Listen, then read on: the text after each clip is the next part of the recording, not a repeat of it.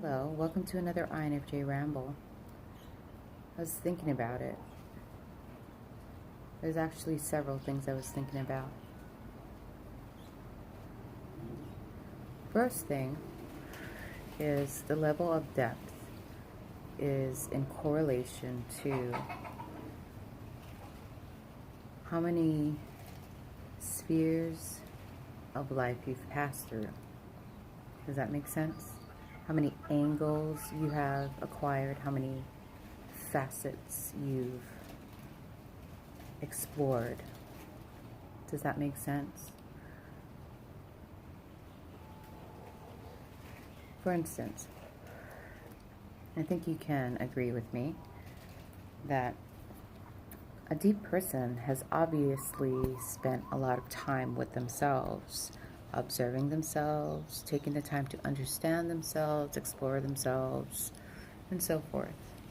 Somebody who is, I suppose, new to all of this is still very much drawn to the denser realms of existence, or the denser spheres of existence, and so they are caught up in that kind of child's play, if you want to call it.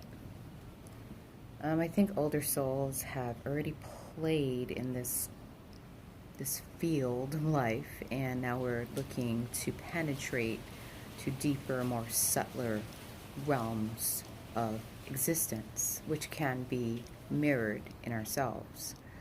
And I was thinking, it's, we think being alone is a curse.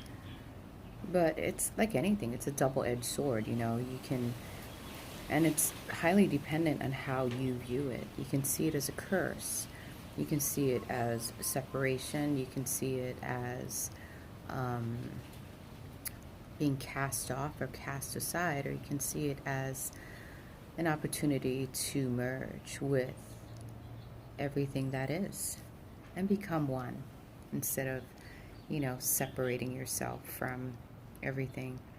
And like I said, it's highly dependent on what you choose to see or experience.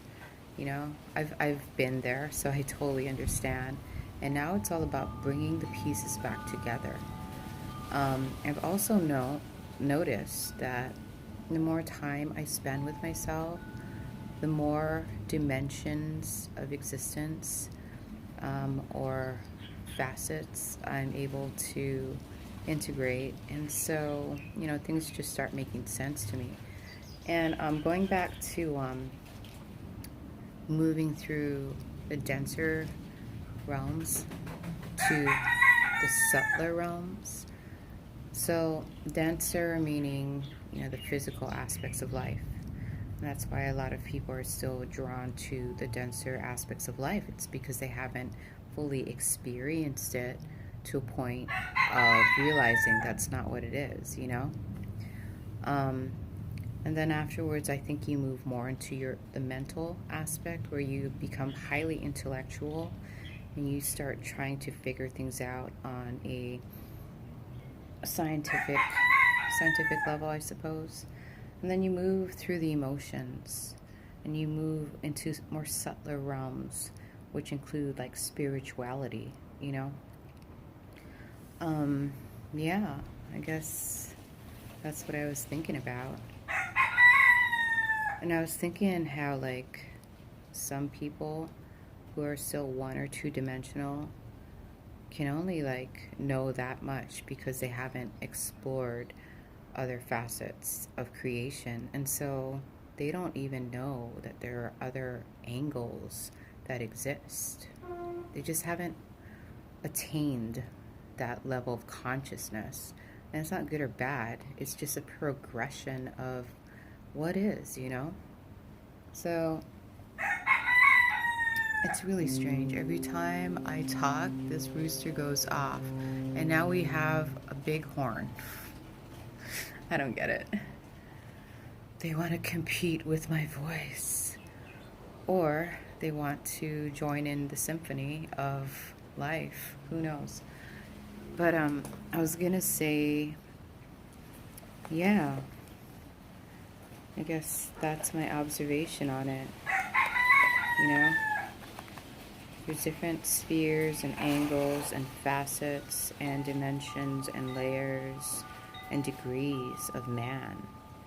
And I guess it's dependent on your soul age. That is the determining factor, you know, to see how much you've attained up until now.